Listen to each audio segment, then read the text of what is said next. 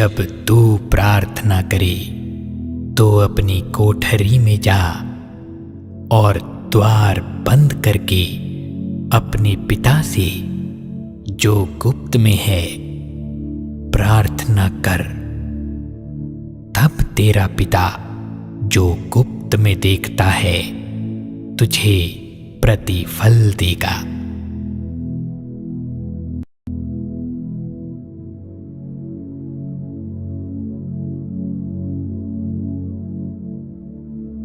प्रार्थना करते समय अन्य जातियों के समान बक बक ना करो, क्योंकि वे समझते हैं कि उनके बहुत बोलने से उनकी सुनी जाएगी।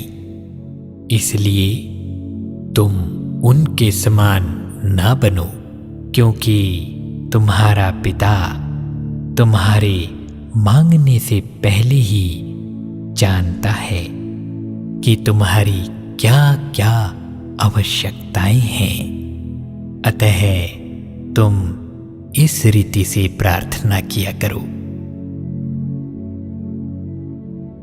हे हमारे पिता, तू जो स्वर्ग में है, तेरा नाम पवित्र माना जाए, तेरा राज्य आए, तेरी इच्छा जैसी स्वर्ग में पूरी होती है वैसे पृथ्वी पर भी हो। हमारी दिन भर की रोटी आज हमें दे, और जिस प्रकार हमने अपने अपराधियों को क्षमा किया है वैसे ही तू भी हमारे अपराधों को क्षमा कर, और हमें परीक्षा में ना ला परंतु बुराई से बचा, क्योंकि राज्य और पराक्रम और महिमा सदा तेरी ही है। आमीन।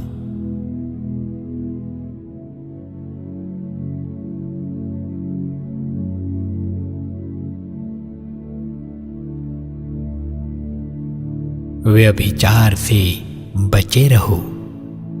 जितने अन्य पाप मनुष्य करता है वे देह के बाहर हैं, परंतु व्यभिचार करने वाला अपनी ही देह के विरोध में पाप करता है।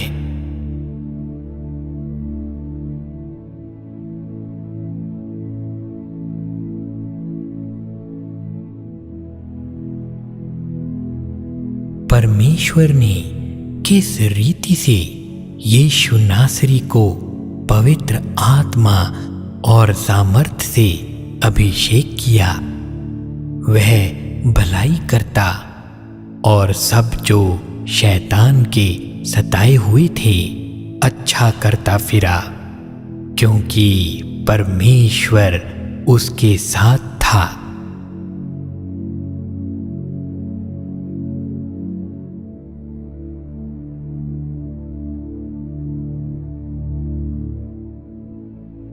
वह तो और भी अनुग्रह देता है।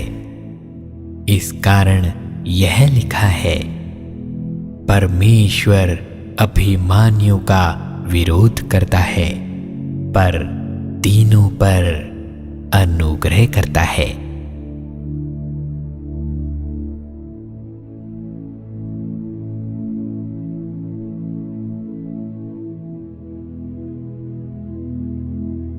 जो कोई पाप करता है वह शैतान की ओर से है, क्योंकि शैतान आरंभ ही से पाप करता आया है। परमेश्वर का पुत्र इसलिए प्रकट हुआ कि शैतान के कामों का नाश करे।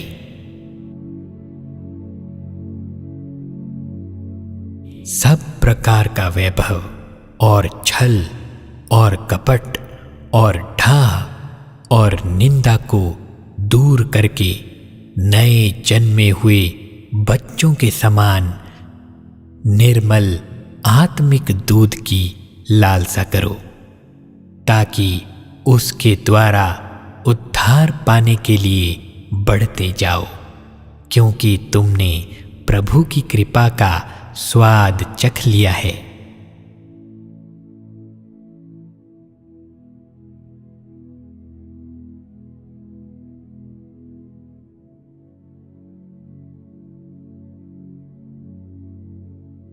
भरमाने वाला शैतान आग और गंधक की उस झील में, जिसमें वह पशु और झूठा भविष्यवक्ता भी होगा, डाल दिया जाएगा, और वे रात दिन युगानुयुग पीड़ा में तड़पते रहेंगे।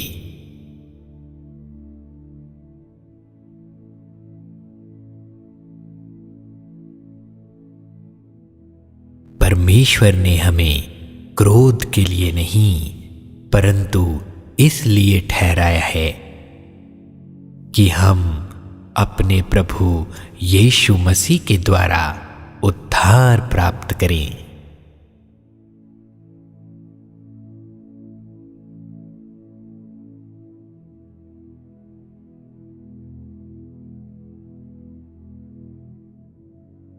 अब हमारे परमेश्वर का उद्धार और सामर्थ और राज्य और उसके मसीह का अधिकार प्रकट हुआ है, क्योंकि हमारे भाइयों पर दोष लगाने वाला, जो रात दिन हमारे परमेश्वर के सामने उन पर दोष लगाया करता था, गिरा दिया गया है।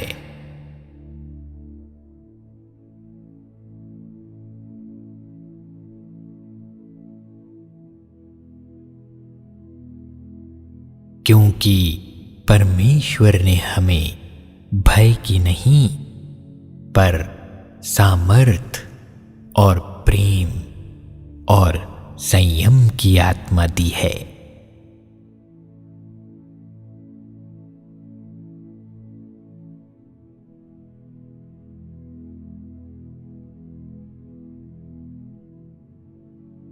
हे भाइयों, यदि कोई मनुष्य किसी अपराध में पकड़ा भी जाए, तो तुम जो आत्मिक हो, नम्रता के साथ ऐसे को संभालो और अपनी भी चौकसी रखो कि तुम भी परीक्षा में ना पड़ो।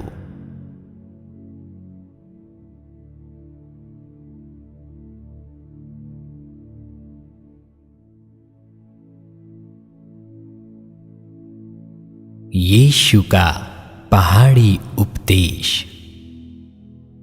वह इस भीड़ को देखकर पहाड़ पर चढ़ गया, और जब बैठ गया तो उसके चेले उसके पास आए, और वह अपना मुंह खोलकर उन्हें यह उपदेश देने लगा।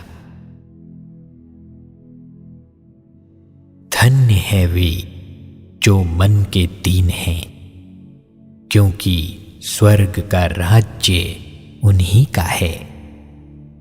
धन्य है वे जो शोक करते हैं, क्योंकि वे शांति पाएंगे। धन्य है वे जो नम्र हैं, क्योंकि वे पृथ्वी के अधिकारी होंगे। धन्य है वे जो धार्मिकता के भूखे और प्यासे हैं, क्योंकि वे तृप्त किए जाएंगे। धन्य है वे जो दयावंत हैं, क्योंकि उन पर दया की जाएगी। धन्य है वे जिनके मन शुद्ध हैं, क्योंकि वे परमेश्वर को देखेंगे। धन्य है वे जो मेल कराने वाले हैं, क्योंकि वे परमेश्वर के पुत्र कहलाएंगे। धन्य है वे जो धार्मिकता के कारण सताए जाते हैं, क्योंकि स्वर्ग का राज्य उन्हीं का है। धन्य हो तुम जब मनुष्य मेरे कारण तुम्हारी निंदा करे और सताए और झूठ बोल बोल कर तुम्हारे विरोध में सब प्रकार की बुरी बातें कहे। तब आनंदित और मग्न होना, क्योंकि तुम्हारे लिए स्वर्ग में बड़ा फल है, इसलिए कि उन्होंने उन भविष्यवक्ताओं को जो तुमसे पहले थे इसी रीति से सताया था।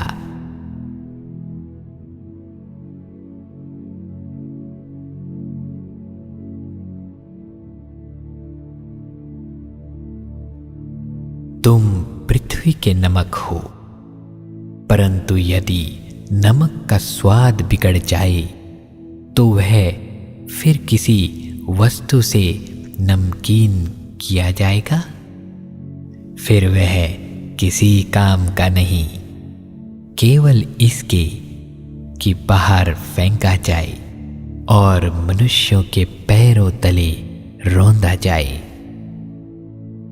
तुम जगत की ज्योति हो। जो नगर पहाड़ पर बसा हुआ है वह छिप नहीं सकता, और लोग दिया जलाकर पैमाने के नीचे नहीं परंतु दीवट पर रखते हैं, तब उससे घर के सब लोगों को प्रकाश पहुंचता है।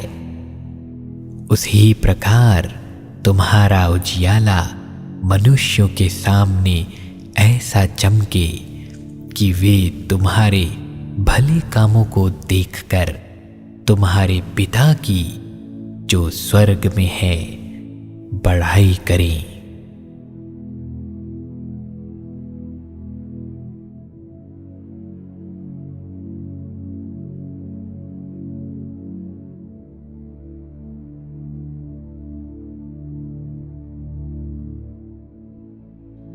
यह ना समझो कि मैं व्यवस्था या भविष्यवक्ताओं की पुस्तकों को लोप करने आया हूं। लोप करने नहीं परंतु पूरा करने आया हूं, क्योंकि मैं तुमसे सच कहता हूं कि जब तक आकाश और पृथ्वी टल ना जाए तब तक व्यवस्था से एक मात्रा या एक बिंदु भी बिना पूरा हुए नहीं टलेगा। इसलिए जो कोई इन छोटी से छोटी आज्ञाओं में से किसी एक को तोड़े और वैसा ही लोगों को सिखाए, वह स्वर्ग के राज्य में सबसे छोटा कहलाएगा। परंतु जो कोई उन आज्ञाओं का पालन करेगा और उन्हें सिखाएगा, वह स्वर्ग के राज्य में महान कहलाएगा। क्योंकि मैं तुमसे कहता हूं कि यदि तुम्हारी धार्मिकता शास्त्रियों और फरीसियों की धार्मिकता से बढ़कर ना हो तो तुम स्वर्ग के राज्य में कभी प्रवेश करने ना पाओगे।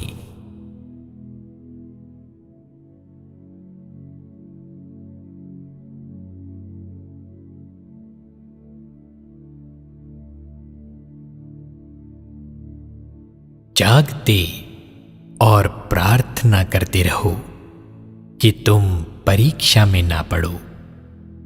आत्मा तो तैयार है पर शरीर दुर्बल है।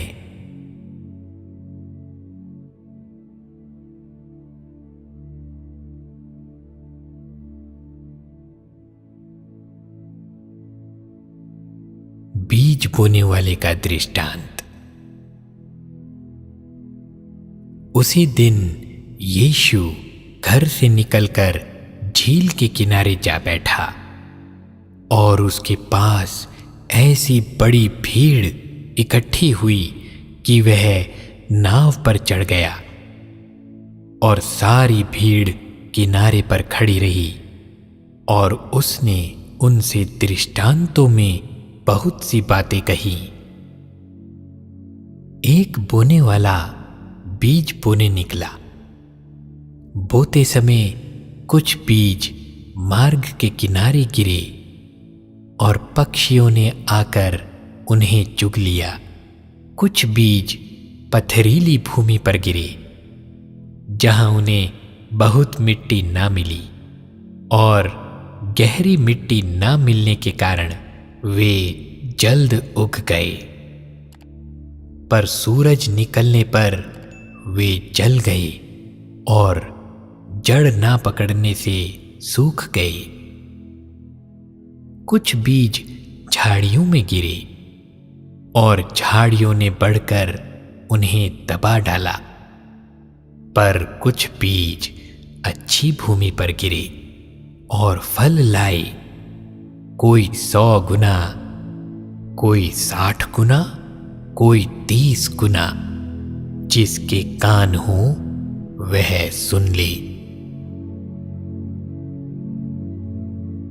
चेलों ने पास आकर उससे कहा, तू लोगों से दृष्टांतों में क्यों बात करता है? उसने उत्तर दिया, तुमको स्वर्ग के राज्य के भेदों की समझ दी गई है, पर उनको नहीं, क्योंकि जिसके पास है उसे दिया जाएगा और उसके पास बहुत हो जाएगा, पर जिसके पास कुछ नहीं है उससे जो कुछ उसके पास है वह भी ले लिया जाएगा। मैं उनसे दृष्टांतों में इसलिए बातें करता हूं कि वे देखते हुए नहीं देखते और सुनते हुए नहीं सुनते और नहीं समझते। उनके विषय में यशाया की यह भविष्यवाणी पूरी होती है, तुम कानों से तो सुनोगे पर समझोगे नहीं, और आंखों से तो देखोगे पर तुम्हें ना सूझेगा, क्योंकि इन लोगों का मन मोटा हो गया है और वे कानों से ऊंचा सुनते हैं और उन्होंने अपनी आंखें मूंद ली हैं। कहीं ऐसा ना हो कि वे आंखों से देखें और कानों से सुने और मन से समझें और फिर जाएं और मैं उन्हें चंगा करूं। पर धन्य है तुम्हारी आंखें कि वे देखती हैं और तुम्हारे कान कि वे सुनते हैं, क्योंकि मैं तुमसे सच कहता हूं कि बहुत से भविष्यवक्ताओं ने और धर्मियों ने चाहा कि जो बातें तुम देखते हो देखें पर ना दिखें, और जो बातें तुम सुनते हो सुने पर ना सुनी। बीज बोने वाले दृष्टांत की व्याख्या। अब तुम बोने वाले के दृष्टांत का अर्थ सुनो। जो कोई राज्य का वचन सुनकर नहीं समझता, उसके मन में जो कुछ बोया गया था उसे वह दुष्ट आकर छीन ले जाता है। यह वही है जो मार्ग के किनारे बोया गया था, और जो पथरीली भूमि पर बोया गया यह वह है जो वचन सुनकर तुरंत आनंद के साथ मान लेता है, पर अपने में जड़ ना रखने के कारण वह थोड़े ही दिन का है, और जब वचन के कारण कलेश या उपद्रव होता है तो तुरंत ठोकर खाता है। जो झाड़ी पर बोया गया यह वह है जो वचन को सुनता है, पर इस संसार की चिंता और धन का धोखा वचन को दबा देता है और वह फल नहीं लाता। जो अच्छी भूमि पर बोया गया यह वह है जो वचन को सुनकर समझता है और फल लाता है, कोई 100 गुना, कोई 60 गुना और कोई 30 गुना। जय मसीह की दोस्तों, फोकस जीसस मिनिस्ट्री में आपका स्वागत है। मैं विश्वास करता हूं कि इस चैनल पर परमेश्वर आपको लेकर आया है। परमेश्वर इस चैनल के द्वारा आपको आशीष देना चाहते हैं। मैं जानता हूं हमारे जीवन में बहुत दुख आते हैं, बहुत तकलीफें आती हैं, परेशानियां आती हैं, लेकिन मैं आपको बताना चाहता हूं ये परमेश्वर का वचन जो हमारे पास है, जो इस चैनल में हमारे पास है, आपके लिए जीवन है, आपके लिए छुटकारा है, आपके लिए आपकी आशा है, आपकी प्रार्थना है। इन वचनों को सुनिए, इन वचनों के साथ प्रार्थना कीजिए, इन वचनों को चलाकर घर में छोड़ें। और मैं आपको विश्वास देना चाहता हूं, आश्वासन देना चाहता हूं कि इन वचनों के द्वारा आपके जीवन में परमेश्वर का पवित्र आत्मा काम करेगा। इस वीडियो के द्वारा, इस चैनल के द्वारा अगर आपको आशीष मिली तो सब्सक्राइब करना ना भूलिए, बेल आइकन जरूर दबाएं और लाइक जरूर कीजिए। और अगर आप अपने लिए प्रार्थना कराना चाहते हैं तो कमेंट्स में लिखिए, हम कमेंट्स पढ़ते हैं और आपके लिए प्रार्थना करते हैं।